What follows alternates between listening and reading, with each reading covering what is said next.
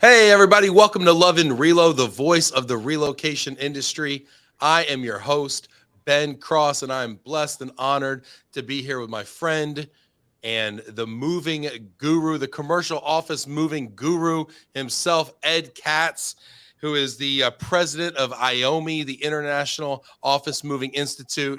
Ed, how are you doing today? I'm wonderful. Thank you. This is truly an honor and a pleasure. And I met you in Toronto, and this is second best. Thank you so much. Ed, honestly, I've been wanting to have you on my show for a few years now. And I heard so many great things about you, so many people whom I respect. You've trained over the years, they hold you in such high regard. And then I got a chance to meet you.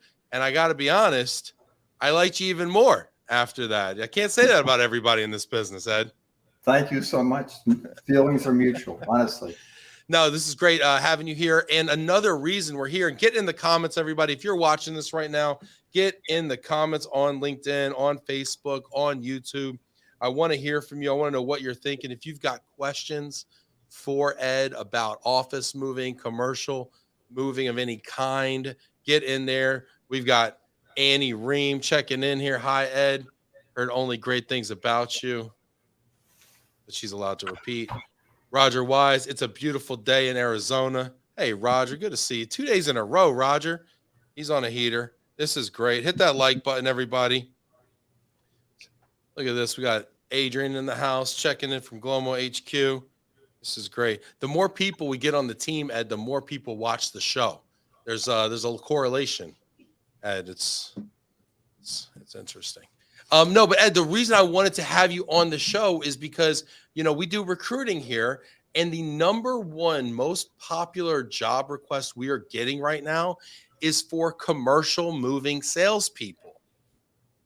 And I got to ask you, why do you think that is, Ed? It's called revenue. Unfortunately, moving companies, a lot of them are in the revenue business. We were in the profit business when I owned my moving company. Wait, there's still for-profit movers out there? Yeah, I think there are. But, the engine that pulls the train is revenue. And you don't need operations. You don't need customer service. You don't need customer support or bookkeeping if you don't have the revenue. I can see why. Well, and we're seeing a lot of other areas that are kind of depressed right now in the moving and relocation business, right? I mean, corporate relocation is way down right now. Private consumer COD moves is down. I mean, interest rates are so high, people can't afford to buy a house. People don't want to sell their house because they don't want to get out of the interest rate they already have, right? And so there's all this residential moving that's not happening right now. And it seems like the hot thing. And this is so funny because we're coming out of all this work from home stuff where people are wondering about the demise of the office environment. But office moving, commercial moving, logistics projects, and the such, I mean, that's hot right now. It's the biggest growth area of most moving companies right now. I agree. I agree. From my clients, that's what I understand. It's hot. It's hot, yeah. And I want to talk to you a little bit about your history in this business, about IOMI.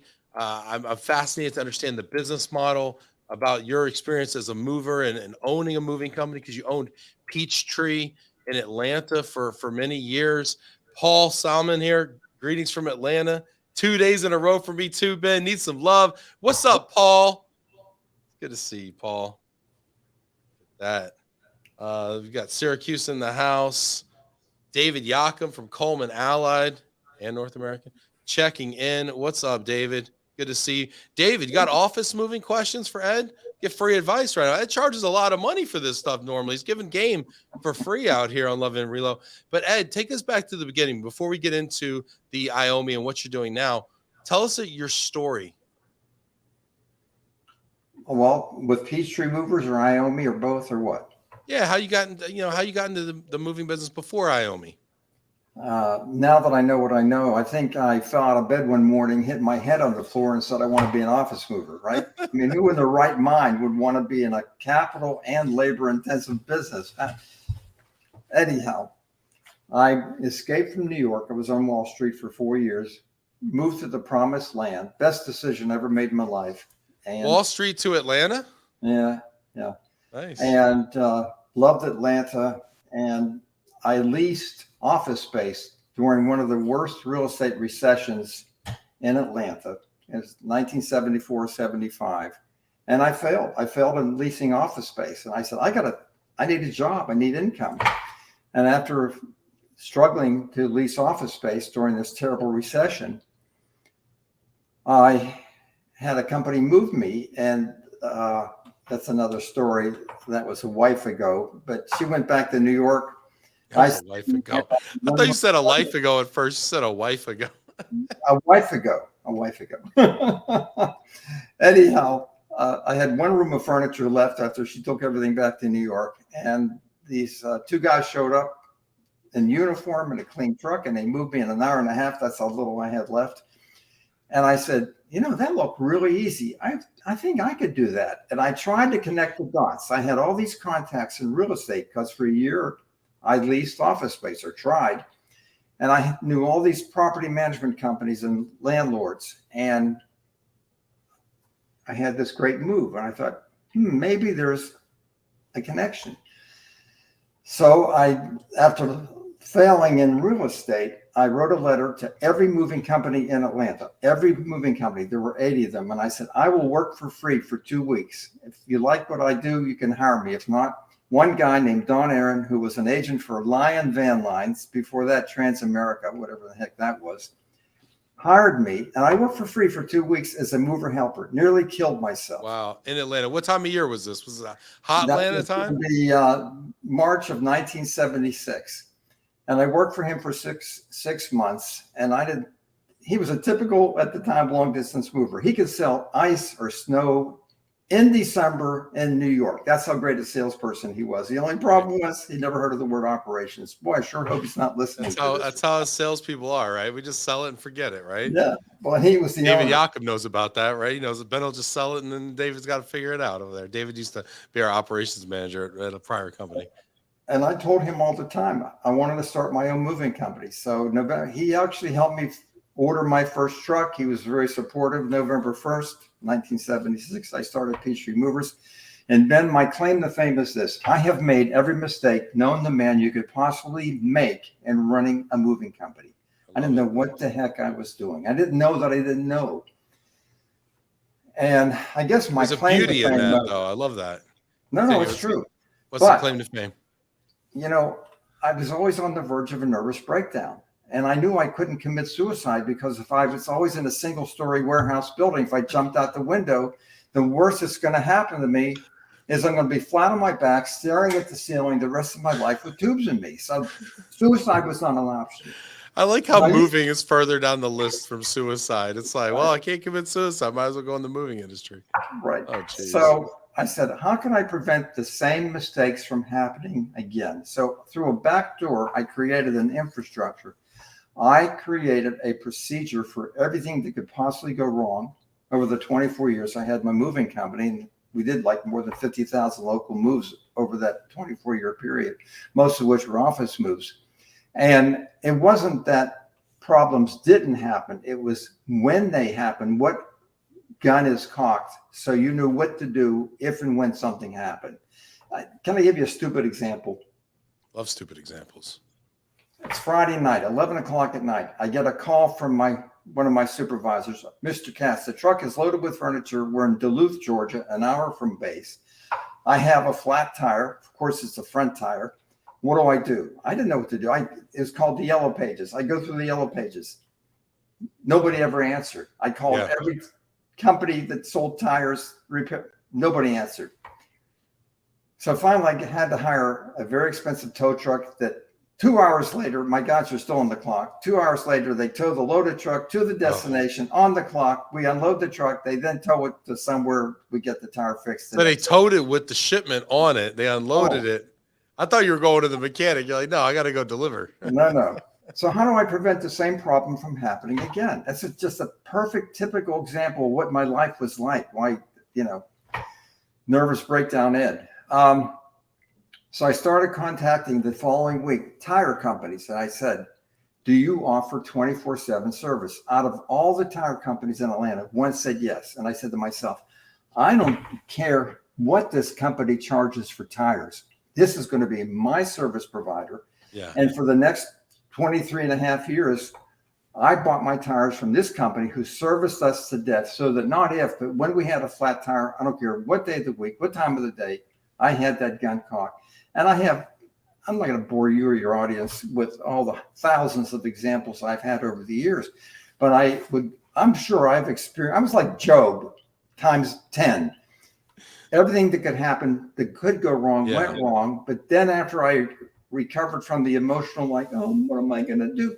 I came up with a process on preventing it from happening again. Not the problem, but the disaster. So what do you got? Like 24 years at Peachtree, designing every process under the sun, figuring out every way to screw up working in the moving business. And then you decide to get out of Peachtree. Would you sell the business? I didn't decide to get out of Peachtree. Who's been misinforming you, Ben? Oh, I don't know. You're a so former I had owner. no exit. I had no exit strategy. So one day, my partner of 19 years comes into my office and she says, "Ed Katz, I can't stand you. You're crazy. You're an idiot. And I want a divorce." Oh, got it. Well, you wanted to hear the dirt. Now you know. Yeah. So, jeez. Part of our settlement was we would sell Peachtree movers, and I had already over the years taught a couple in-person 3-day office moving seminars on what we teach, how to estimate accurately, how to render the service with a minimum risk of injury to the employees, and how to minimize the risk of injury to the furniture and the electronics in the buildings you're moving from and to. I had dabbled in that. So now I'm 57, 58 years old. I'm out of a job. What am I going to do? I don't want to live off savings. I had to find something to do. So here I am, the self-proclaimed, self-ordained minister of office moving. That's who I became, a legend in my own mind. Yeah, I can sympathize. I get it. So anyhow, that's how I came in through a back door into doing what I'm doing today. Yeah. So you decide, okay, well, I sold my moving company. You probably had some sort of a non-compete or whatever, right? After the sale, as most people do. That's usually part of the deal, right? And so you're like, okay, I'm going to take all these processes and I'm going to start teaching this business. I mean, who was your first customer? Where did you even get the idea that you could actually sell this knowledge? It wasn't my idea. It was just like the divorce and selling Peachtree movers. I don't know. So your ex-wife told you go start training movers? She told me, I can tell you, no, I can't tell you where she told me to go. But anyhow, Atlanta is not, except for Coca-Cola, Atlanta is really not a headquarters town. It's a regional town on your way up the corporate chain, up the corporate ladder. So a lot of companies that move with our company, Peachtree Movers, then these executives were transferred to Chicago, to San Francisco, Los Angeles, New York, and they saw we did it a better way. And so when they were in their new jobs in other cities, they said to the moving companies that were bidding on their jobs, you need to call this guy in Atlanta because he offers something that's different than all other moving companies. It's called the boxless move. We're not shutting down before the move and packing the contents of our furniture because we know there's a better way. So that, in a combination with my offering the training of how to do it right, sent customers to me. I wasn't smart enough to figure this out on my own. I just came up with it to survive in Atlanta. So here I am. We got questions coming up. I want to learn more about IOMI and what it is you teach and how you can actually make money in the office moving business. I got tons of questions because I came up doing COD moves over the phone and then doing corporate relocation moves, outside sales. But I never really touched office moving. Frankly, I thought it was a little daunting. So, maybe I need to get my certificate. But anyway, we're going to learn more about that. But we do have some questions coming in here and some comments. Get in the comments, y'all. It's more fun. Give me something to talk about. I want to hear what you're thinking. Jillian says that studio light is on point. Thank you, Jill. We got some simple yet tactical lighting solutions here going on. Shout out to Adam, our producer, who does amazing work for it. David Yakum. David's got a question. There's confusion. I guess he wants to know, is Ed associated with IOMI? Is IOMI expanding as a network of workplace solutions? So is there any affiliation whatsoever, or two separate entities? How is there a difference? Probably 40% of all the members of IOMI are my clients already in terms of taking my online training or my in-person training. I'm not a member of IOMI. We're a totally separate organization. We are not an alliance. We're not a trade association. We have no members. We are an independent training organization, beholden to nobody. So we teach best practice methods, again, not to bore you, but to minimize the risk of your employees getting hurt, minimize the risk of damage, estimate accurately. It sounds kind of like the difference maybe between FEDI and IAM, where FEDI is more of a training associate, well, I guess they're association too, but they, you train people on how to do an amazing job with office moves. Right. And then they may or may not become affiliated with OMA later in order to get more business. If you, yeah, I can't speak for OMA, but what I've heard from the outside looking in is they pull other movers that are members into deals when they have a national account. If I'm in Atlanta with a moving company and my client has an office in Phoenix and they need to have a move, we say we could do it with our partners in Phoenix. Yeah, that's all I know.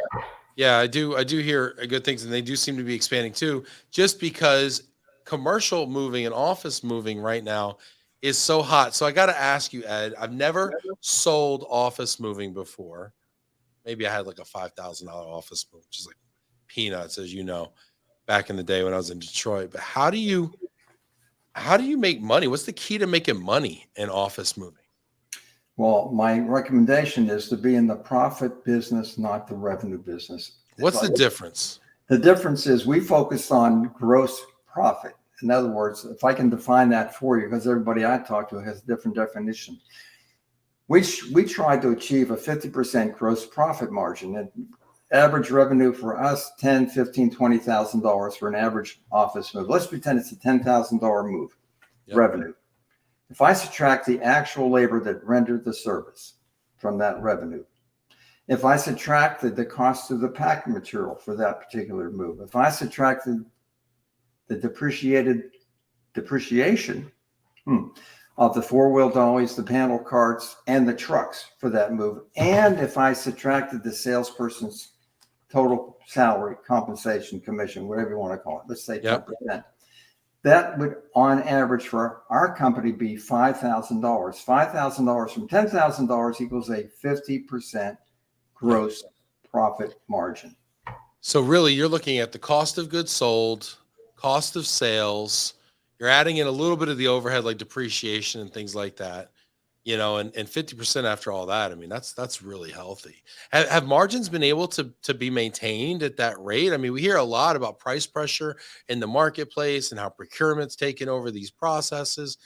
Have prices been able to hold at that kind of profit margin from what you're seeing? It depends on the service provider. If you're perceived as a generic commodity, you better be the lowest price. Right. We went out of our way to be perceived as rendering a premium service, so in return we could charge a premium price.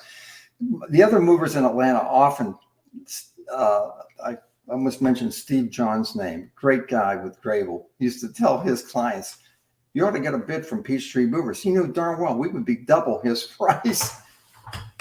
But for people who didn't care about their furniture, didn't care about the buildings they were moving from or moving to, and focused just on price, like the government, would go to a different service provider. But if they wanted to be ensured that they'd be open for business the next working day with a minimum risk amount of downtime, and they could get consistent service so they could sleep at night and not worry about, depending on what crew you got, was it going to be a good move or not, then they hired us. I really like what you're saying there. And it reminds me of my time back in Detroit, working for a mover that did a ton of office moving, although it wasn't my purview. They did a lot of it. And this reminds me of something I learned there. They would do these presentations for basically the office manager or the person in charge of office moves, right? And they would do these presentations along with commercial real estate folks. And they would kind of rent out these they do these seminars, if you will, these half day or full day seminars, basically kind of showing people how to plan an office relocation, from everything from the IT to the moving to the carpet installation, right? And one of the things they said was, and I don't know where they got the statistic from, they said 70% of people either get a promotion or get fired after managing an office relocation. And it's like, which one do you want to be? I'm familiar with that statistic, but it said this. It didn't say promotion. 70% of people who are responsible for an office move either get fired or demoted. They didn't say anything about a promotion. Oh, demoted was the other one. It wasn't it wasn't cake or death. It was death or death. Okay, I gotcha. That's how many failures. That's why there's so many relocation consultants, because the industry is infamous, and that's not good. That's not the same as famous, right? Infamous. Yeah. Our industry is infamous for overpromising, underservicing, and not rendering the service that they promise in the sales presentation. So we have now relocation consultants who often charge as much as the movers charge. It's insane. Yeah, to manage the moves and to be that aggregator. To protect the shipper, the customer from us. Nice. Yeah. Wow. Interesting. I got more questions on this, but Roger's hopping in. Keep these questions coming. Get in the comments. I want to hear your questions for the office moving guru, Ed Katz. He's a legend in his own mind and this time right now. Roger's saying, we read so much about corporate America decommissioning their office space. How do movers leverage that trend to make money? They're not going to like my answer, but too little, too late. Barn doors are open. Horses are gone, because that was the last 2.5 years decommissioning. Nobody wants to get rid of any more furniture because nobody can digest any more furniture. We've given up. The nonprofits have taken all they can digest. So that's not the way to make money. Look, I started my moving company during the worst real estate recession that ever hit Atlanta, even worse than now. And the buildings were like 25 to 30% vacant. Does that sound at all familiar to today's economy? I mean, we moved into an office building, a month ago, and I'd be shocked if the occupancy on this building was 25%. Okay. Perfect time to be an office mover. Why would I say that? Why? I have no idea. This is when it's all about cash flow. So now the banks and the insurance companies, as they did in Atlanta in 1975, 76, and 77, may end up owning the real estate again when they take back the buildings because they can't pay the mortgages because there's little or no rent coming in. Okay, that aside, landlords will pay to get companies to move into their buildings. What do I mean by that? Just like when I started my moving company, I courted landlords. I said, we're going to be a guest in your house. We want to be invited back. We're going to minimize the disruption that normally occurs during a move. We're going to minimize the risk of damage to your elevators, your floors, your walls, your doors. We're not going to block the cars in the parking lot when we make a delivery during the day. We're not going to trash your bathrooms. We're going to aim before we fire, whatever that means. You got to be a guy to understand that. But anyhow, and here's there was no such thing as a cell phone number. Here's my home number. Here's my office number. We will be accountable. If you, God forbid, ever see us do something wrong, you call the owner, Ed Katz. So these landlords, they have this thing called TI budget, tenant improvement budget. They needed rent, just like they need it today. They paid for the leasehold improvements, the chair molding around the walls, the plush carpeting, the wall treatment like wallpaper. They paid for the office move. They never said that price is too expensive, Peachtree Movers. They said, when can you move them in? So companies that would normally rent in a C-class type building, all of a sudden can now move into a much more prestigious B-class building at the same rent they were paying before for the C-class building. And the landlord was not only going to give them a lower rent, they're going to give them 3 months rent free. They're going to pay for the move, give them leasehold improvements. And then all these companies that were in B-type buildings could move into A-class buildings. Yep. Same offer, same deals. That's what's going to happen now. And you want to believe what sells newspapers. Everybody's going to work from home and we're not going to fill these office buildings. Let me tell you something. Read what I read. In New York, more and more companies are mandating that these employees go back to work. Do you have any idea? It's true. I see it at Goldman Sachs. My buddy works at Goldman. Look at me. I work from home. I don't have an alarm clock. I start work when I wake up. I want to eat something. I smell my wife cooking something in the kitchen. You think I'm doing work? Sorry, Ben, I got to get off the phone now. My wife's making Oh, I hear that. Trust I me, I mean, worked from come home on. before. I'll tell you what, So, man, those breakfasts oh, at the please. workstation there, get the Yeah, scrambled eggs going, a little banana, right. cup of My coffee with the prediction, based hazelnut on coffee made in there. my client feedback from all the clients that are my moving company clients all over the United States, really all over North America, it's coming back, and it's going to come back even more. And more companies are realizing you lose creativity, you lose research, you lose new ideas when you work from home. I don't I care. think You the can human, I Zoom think all the you want. human, yeah. I was talking to a guy that owns a firm, and he was like, honestly, the human mind, human body atrophies. That's right. I Well, mean, I was reading, I remember studies back when I was in high school and college. They talked about, if you don't hold a baby when it's born, if you don't have human contact, that's right. baby Look at won't me. won't survive. I've been working at home now since 2000, since I sold my moving company. I'm 35 years old, but look what atrophy does from working from home. This is what you get when you work from home. This is why the office buildings are going to get filled back up again. Hey, we got questions coming in. Keep those questions coming in. Otherwise, Ed and I are left to our own devices. Please keep the questions coming in. We've got a great one here. So, Ed, we know there's a peak season for household goods moving, right? Memorial Day to Labor Day, right? Paul wants to know, is there a peak time of the year where there's an increase in office move activity? There's only one slow month every year in my book, and that was August. We were just as busy November, December, January, February, March as we were year round. Very stable, very consistent. For some reason, August, we were not out of business, but we saw a taper off. It seemed in Atlanta, when I lived in Atlanta and I owned Peachtree Movers, that owners and decision makers took their vacation in August. I don't know why. Right I mean, before school goes back. who goes to Miami Beach in August, not at Katz? Yeah, you go But to anyhow, Long Island. You got to go up to the they shore. go to Long Island, right? But anyhow, my point is this: we were busy year round, and the beauty of office moving in most markets, it's 100% deregulated. So let's say I'm a household good mover, and I'm busy from April till mid-October. That's when I'm slammed. I can hardly fill the need. If I'm going to fill in with office moving the rest of the year, and I'm still an office mover in the spring and summer, guess what I'm going to do? I'm going to raise my rates. Right. I'm going to be like the airlines when there's just a few seats left.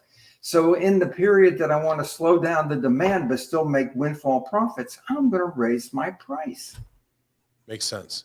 Yeah, it's supply and demand, right? It's yield management. Yeah. Totally. And I think that's one of the beautiful things about office moving is, I won't say it's counter cyclical to household goods, but it definitely can exist in the troughs of your household goods business. Now, it could become your primary business, like it was for Ed and like it is for so many other these IOMI members, IOMI companies that get their training and OMA companies and whatnot. But it can also serve to augment your troughs and keep your guys busy and trucks running and revenue stable.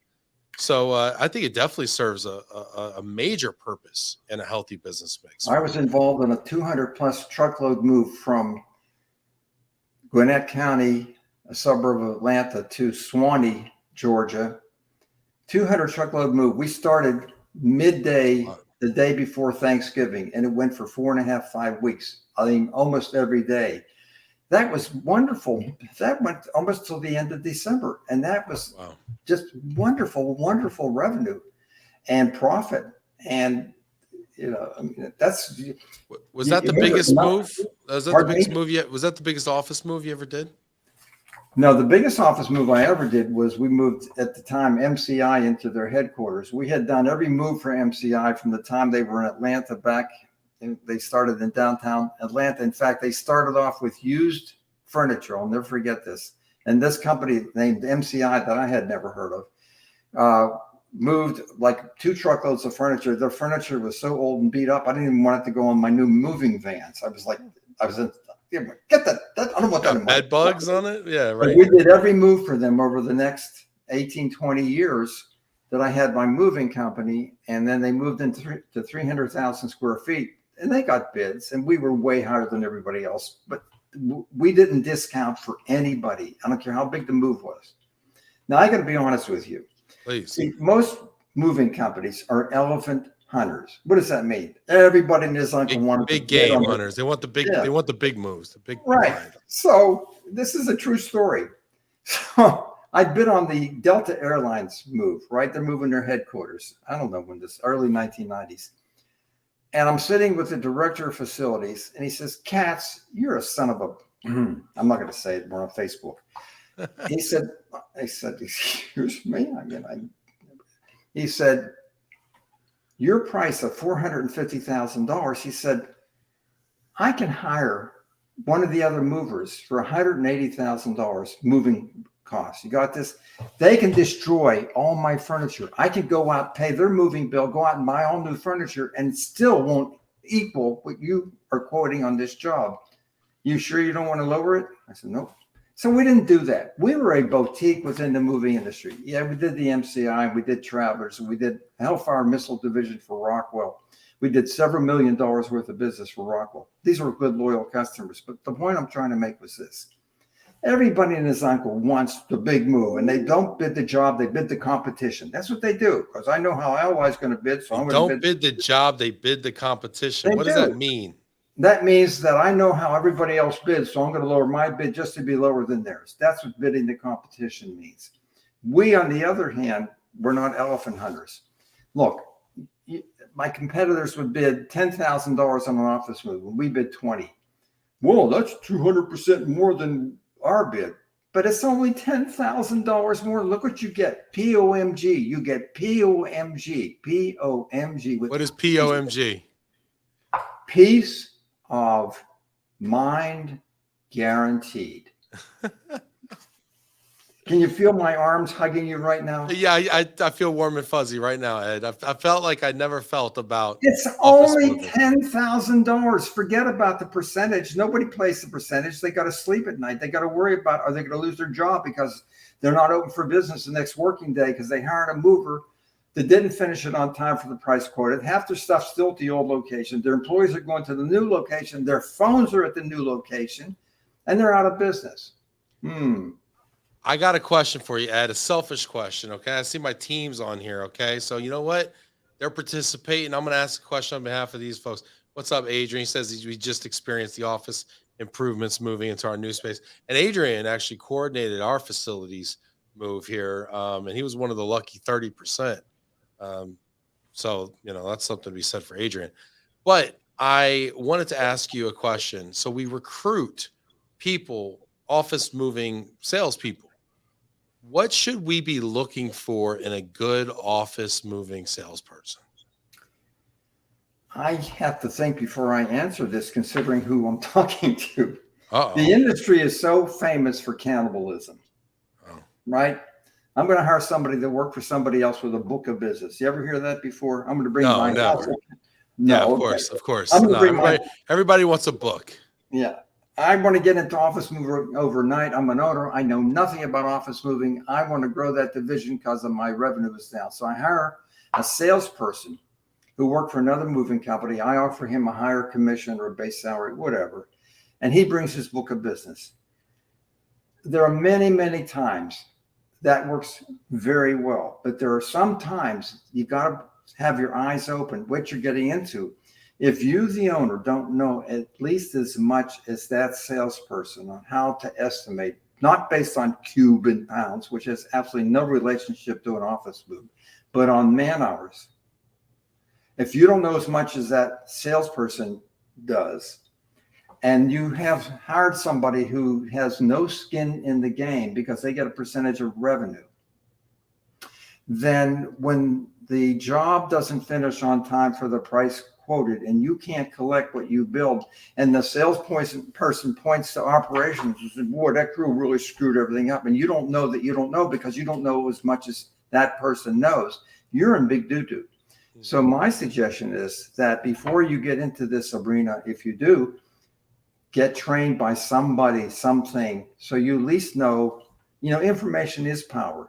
So that if the job took longer, you're going to know, was it because it was underestimated or was it a service failure? So you need to know these things. So what I'm hearing you say is owners need to educate themselves first and foremost before going into this.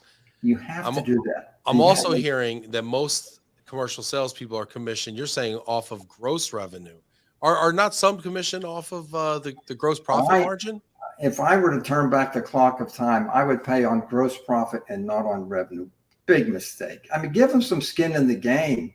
Give them some skin in the game. And I think it's easier to pay off of revenue. And that's what the industry does.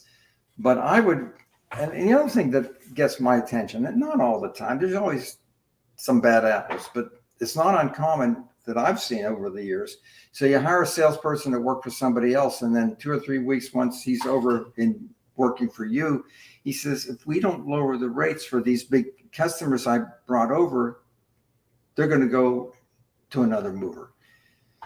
I'd get something in writing. Before I hired a salesperson today, I'd get something in writing that they're not going to badger me and try to bully me to lower my rates after they get here with their book of business. You're asking the salesperson to agree to the sell rate when they come over. I want a salesperson to have skin in the game. That's why when they take my online training, I want salespeople to take not just the sales portion of the training, but all the operations portions too. Even though they may be, bored out of their minds, I want them to see what happens when they overpromise. I want them to see the havoc they could cause when they say that the movers can, oh, don't worry, we can handle it. I want them to have skin in the game. I'm a salesperson. I'm speaking. I've got more questions for you, Ed. Keep these questions coming for Ed as well, because I've got questions. We got Paul over here. Hit that like button as well. I got a question. How much should a good O&I, office and industrial salesperson, be booking in a year? What are you looking for? See, I can't answer that question. What's your gross profit margin? What does that mean? And when can you expect revenue? I lost a potential big prospect who was going to take my seminar all over the United States. This guy had, I thought, delusions of grandeur that he was going to start a franchise. And he said, how long can I tell my franchisees, how long before they make money? A lot of money in this business, your gross profit margins. You know what my answer was? I don't know. Well, he didn't accept that answer. And I said, I don't know. It depends on the economy. Guess what? If there's a high occupancy rate and there's no vacant space for companies to move into, you ain't going to have a lot of office moves in your market. I don't care. You can't build a building overnight. It can take 3-4 years to plan, get the land zoned and all. So, and it depends on what kind of service you render. And that's a good point. That's a good point. Unlike the residential market where there's no inventory, there is a ton of inventory. There's a lot of places you can go. We used to work in a fractional, like kind of a co-working or an office suites. We had office suites in our last building, and golly, a ton of people started there and ended up moving into permanent space. So I can vouch for the fact there's a lot of activity. Now, these are smaller companies. We're only, there's only 7 of us, whatever. But there's a lot of activity because there's a lot of inventory and there's a lot of deals to be had out there. And because you're not buying, you're renting, you're not as exposed to the interest rates. I've got a question for you coming from Paul. Paul, you're holding me down. I appreciate you. Paul says, I live in Atlanta, and I know that those Peachtree Movers trucks had that big peach on the side. Considering that everything in Georgia is peach related, did you find any difficulty or challenges with other moving companies? Oh, yes. I mean, that's the story of my life. Look, this is going to be a long answer, but I want to make a point. The first 5 years when I started Peachtree Movers, I thought I was God's gift to the world. I thought I really was king of everything in office moving because I didn't know it at the time. We were the only company specializing in office moving. And everything I touched turned to gold. I mean, I was this grand mufti, whatever that is, till one day. And, I was like on top of the world. I was like 12,000 feet up. That's how successful I was, Ben. And then one day it happened. Another moving company that was very successful in New Jersey and Chicago opened up a branch in Atlanta called Neptune Movers. And they moved Sears into their headquarters. I own 40 four-wheel dollies. They own like 2,000. I own 4 moving vans. They came in with 10 tractor trailers that were designed specifically for office moves. Wow. I had 15 employees. they had 80 overnight. And then they bought into the market. They were 10% less expensive than we were. Why would you use Peachtree Mover as second best when you could hire the best with way more professionalism, experience, and equipment at 10% less? So I was being driven out of business. So what happened was I became desperate. I really became desperate. I advertised on the radio. I took magazine ads out. We handed out flyers door to door. Nothing worked till I tried something totally different. What was it? I was at my lowest point in my life. I became very spiritual. I really did. And those of you know who know me know I really am spiritual. I depend on prayer a lot. And I was at the lowest point in my life. I was in the valley, my lowest point. Where before I was 12,000 feet up, now I was in the valley. And I started doing something I never did before. I started listening to the customer. And the customer used to say to me every time I did an estimate, I'm just moving 4 miles down the road. I'm just moving 6 miles down the road. Do I have to empty and pack the contents of my furniture? And I always had said, yes, you do. But now for the first time, because I was desperate, I listened to the customer. And a year and a half later, through prayer, it came through prayer, I invented the boxless move, where we inflated vinyl reusable airbags inside desk drawers. Oh. So that filled the empty space above the drawer. So when we tipped the desk up on its end, nothing moved around, nothing fell out. To go through a doorway or an elevator. And then at the destination, we right side up, we open the drawer, deflate the bags, take them out, reuse them, recycle them. And then I invented the spider crane. By the way, I called the airbags space gobblers. They gobbled up the space inside the desk drawers. And I called this device that looked like an engine hoist for a car with 2 giant suction cups attached to a vacuum pump. We'd lower them over the top of a 42-inch wide, 6-drawer high, 1,000-pound lateral file cabinet, turned on the vacuum pump, created the vacuum, lifted the cabinet 6 inches off the floor without tipping it or torquing it or bending it, placing it on a low gravity steel dolly, moved it loaded right side up. So we were moving the contents in the furniture instead of the contents in the furniture. Ultimately, 3 years later, after that, Neptune went away. I have no idea what happened to him, but it taught me a couple things to differentiate ourselves in the marketplace. And you know what else I learned is so important? Remember I said I was at my lowest point in my life in the valley? Yeah. Thank God I was. There would have never been the boxless move. Had I stayed on top 12,000 feet up, there would have been no reason to listen to the customer. Remember, everything I touched turned to gold. Everything was successful. It's when you were in the valley, when things grow and flourish. Nothing grows at 12,000 feet up. It's like my brain. Nothing. There was no reason to change. Why fix it? Yeah, if it wasn't I love broken? it. That's awesome. What a great outlook too. What a great mindset. You know, to focus on the positives that come out of the adversity. Yeah, that's fantastic. And companies right now that are hurting and suffering, this is the time to listen to the customer. This is the kind, not to sell price, but in addition to a competitive price, what else are you looking for? I had heard this for years. Why do we have to shut down a day before the move and be put out of business after the move? And you mix up our files when we put them back in the file cabinet. Imagine this, no mixed up or lost files because they never came out of the furniture. No cardboard because we didn't have crates back in the day. No felling trees and filling landfills with corrugated. Yeah.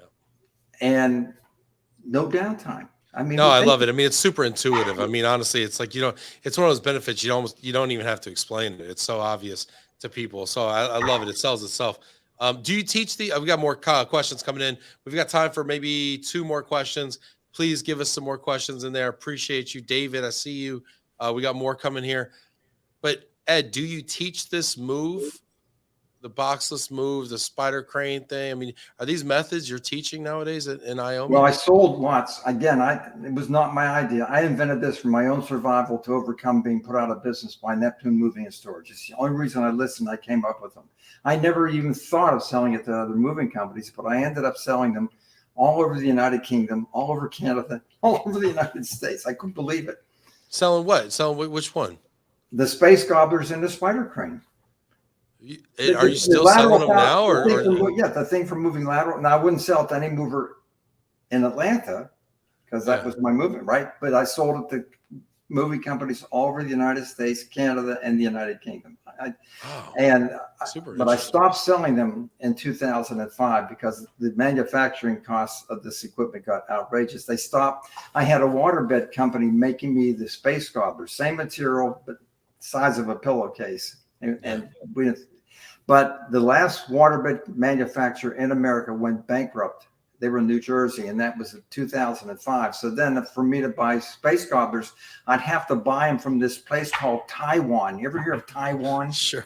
And I'd have to buy this thing called a container load. Look, unless I lived to be 1,000 years old, I'd never be able to sell all the space gobblers. Containers of space gobblers.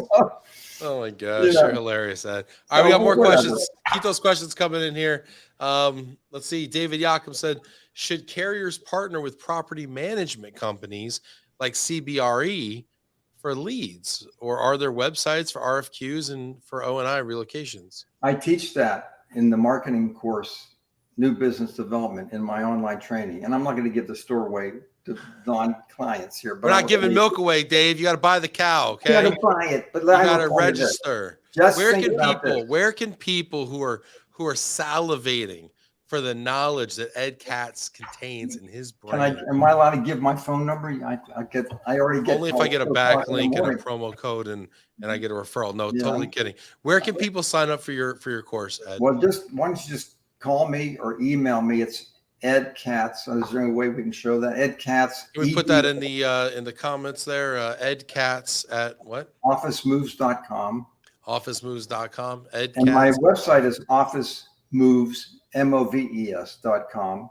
OfficeMoves.com. And my cell phone number, who I never give out to anybody. Oh, here we go. And if you believe that, I have a bridge in Brooklyn I'd like to sell you. But my cell phone number is 404-358-2172.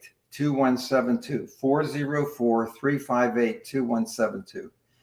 But anyhow, I teach that, and I can tell you the difference is this.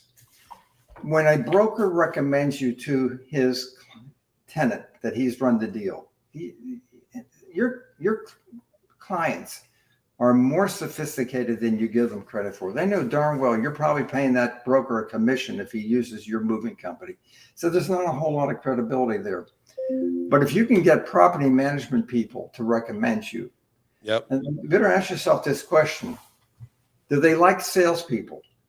No, they're operations people. Think about your operations manager. Does he like salespeople? If he's normal or she's normal, the answer is no. That's who property management people are. They are the complaint department of an office building. They get calls daily. Oh, I found rodent excrement on my desk this morning. What are you going to do about it? I'm too cold in this corner of the building. I'm too hot in this corner of the building. The janitorial company that last night came in and stole this from my drawer. This is who they are. So you go in and say, hey, I'm Eddie the Mover, and I'm with such and such a company. If you give me leads, I'll get you tickets to the game or buy a dinner. You better not sound like a salesperson. There's only two things they hate more. They hate salespeople, and they really don't like movers because they disrupt the building. What I teach and preach is how to behave professionally in an office building. Ask yourself this question: do you teach your employees how to behave in an office building? Apparently not. Of course not. They hate movers. But we took that negative, made it a positive, which is what I teach in my online training. I love it. Fantastic. This is great. David Yakum, did that do it for you? You gotta get the course, David. No freebies. I'm on a fixed income, David. I'm on a fixed income. Send me money, please. Send him money. Send some of those that Coleman money. Get Jeff Coleman's wallet out. Okay, David. There you go. This is fantastic. So, what's the course like, Ed? How does it work? I spoon feed my clients to take. First of all, I teach them, how do you get leads in the first place? How do you not just find the haystacks and find the needles in the haystack? How do you get that prospect to the point where they say, come on out and tell me your story? Then we spend a lot of time how to estimate accurately, not based on cube and pounds, but on man hours, which every other successful service industry in the world uses, except the moving industry. Think about this. I use cube and pounds, so I got 10,000 pounds. That's 3 men for 10 hours. Oh, there's an elevator, I'm going to add 10%. Oh, there's a long carry, I'm going to add 10%. Did you ever ask yourself this question? How in the heck did they come up with 10%? Why not 4.5%? Why not 13.5%? Right. It's capricious and arbitrary. There's absolutely no relationship between cube and pounds and estimating accurately. We teach a scientifically designed proprietary formula based on man hours. I can take a person who's never been on a move, and within 13 hours of online training, of course, you pause it whenever you like and come back to where you left off. They can go out and estimate accurately so jobs can finish on time for the price quoted. Then we teach not just the estimating formula, but accessorial services. If you know what a U-shaped desk is, it's made out of 15 different components, how to figure out the time to disassemble and reassemble that, how to measure the time to load library books and unload them.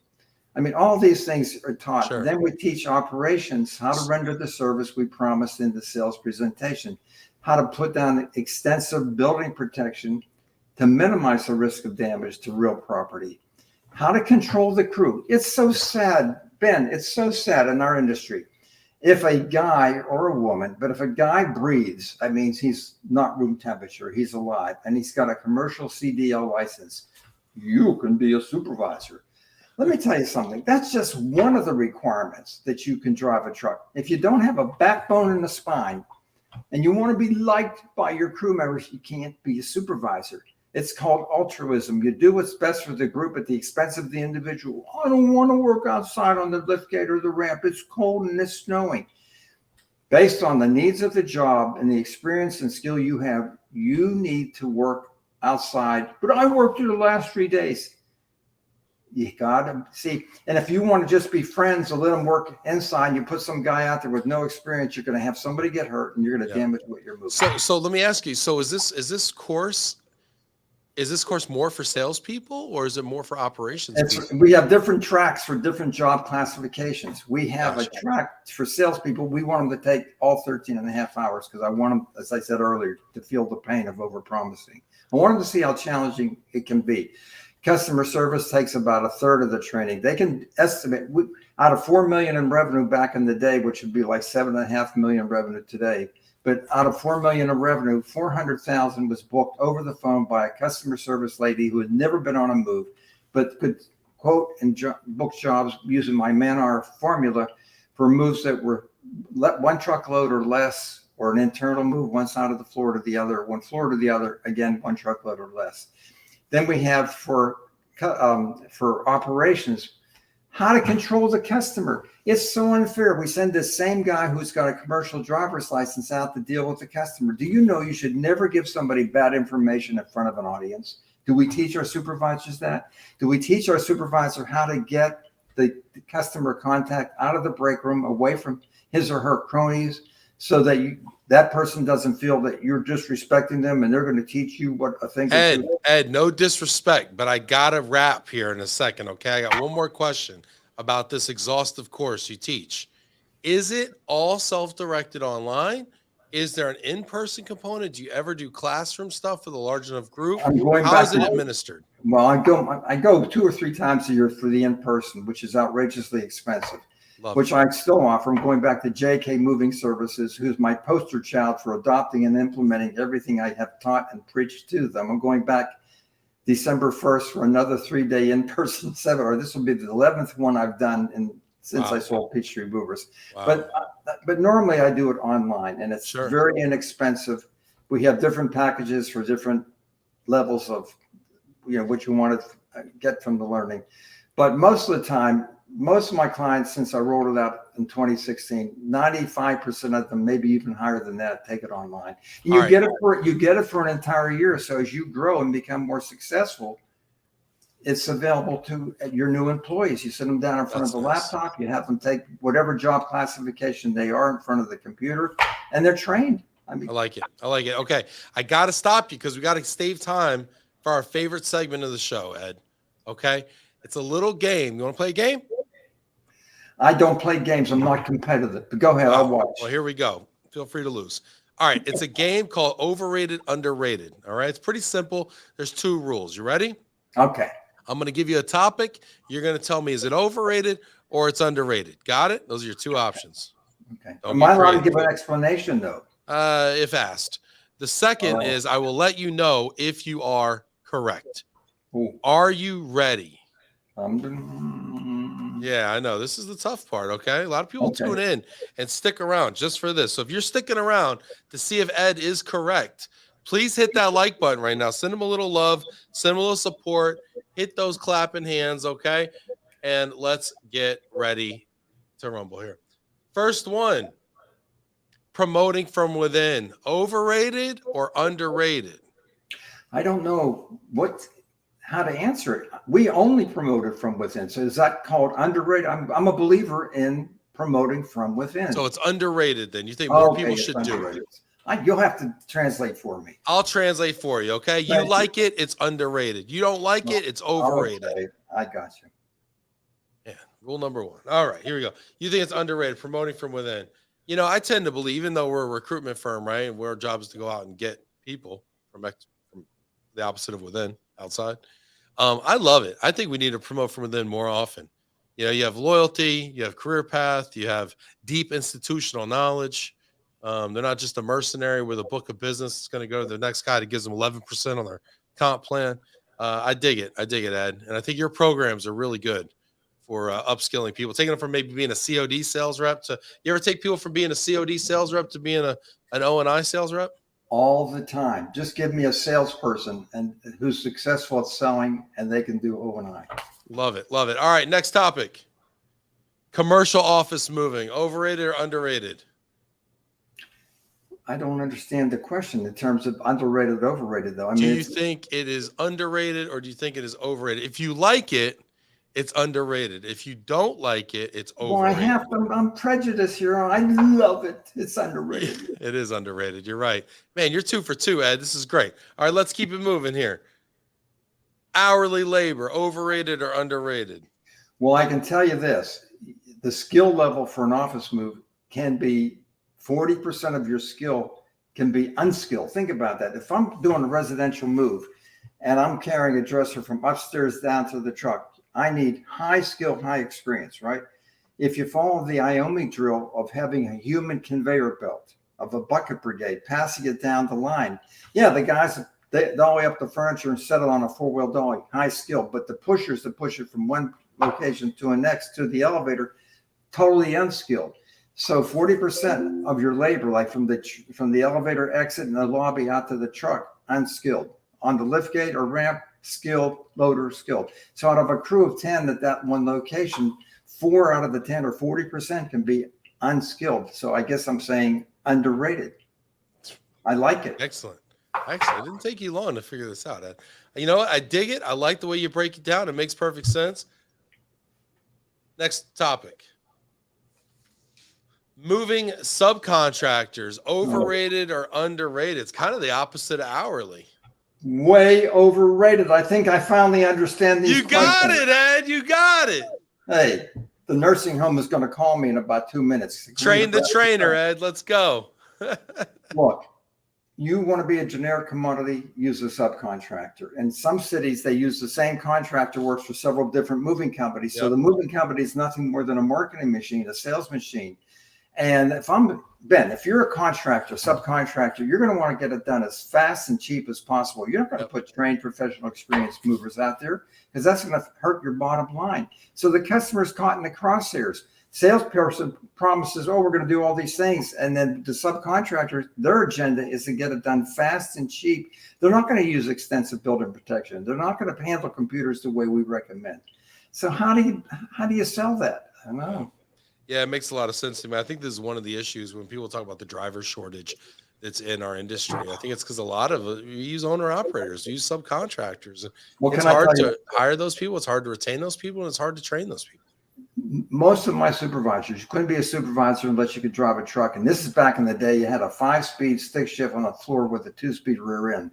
We invested the time and money to train mover helpers that could be leaders, to be drivers. That's the easiest link in the chain to train. You don't have to hire somebody that worked for somebody else as a driver. Steve Meyer saying good questions for Matt Dolan. Thanks, Steve. We're going to try to have Matt on the show here soon. Last question, I think. Hiring salespeople from your competitor, overrated or underrated? Overrated. Overrated. Unless you know as much as they, be careful. Interesting. Really good stuff, Ed. This is great. We covered it all in an hour. Phenomenal. You're a wealth of knowledge. I know we could go another hour with the stories and the techniques and everything, but people, you need to sign up for IOMI. Okay, there's 12 more hours of this kind of stuff that Ed's got to teach you. So sign up for IOMI. You've got his information. Start texting him, send him crazy pictures, do whatever. There's his email as well. This is great, fantastic. Ed, you want to leave us with a final thought before we say goodbye? This has been an honor and a pleasure, and I'm so glad you're wrapping it up because my wife is already making the chicken soup. You smell that good cooking, that working from home. You're getting soft, Ed. That's great. Thank you. Thank you so much. The honor is mine. The pleasure is mine. It's wonderful to really get to know you. You are a treasure, a wealth of knowledge, and again, I highly recommend people check out IOMI and see what it's about, because I tell you what, commercial office moving, O&I right now, it's the only section of moving, with the exception maybe of like last mile logistics, if you're even equipped to do that. Honestly, O&I is the only area of moving that's growing right now this year. So I highly recommend you learn from Ed. Awesome, everybody. Hey, stay tuned. Next show is tomorrow, same time. We've got Hosea Botley and we've got Mel Smith from Aversal Global Relocation on tomorrow. Again, talking about diversification. This is an MBE and service disabled veteran-owned small business that does international moving, but they also do freight. So tune in tomorrow to hear what that's about. Thanks, everyone, for being here. We wouldn't have a show without you. Hit that like button one more time. Send some love out to Ed, and we will see you same time tomorrow. Thanks, everybody.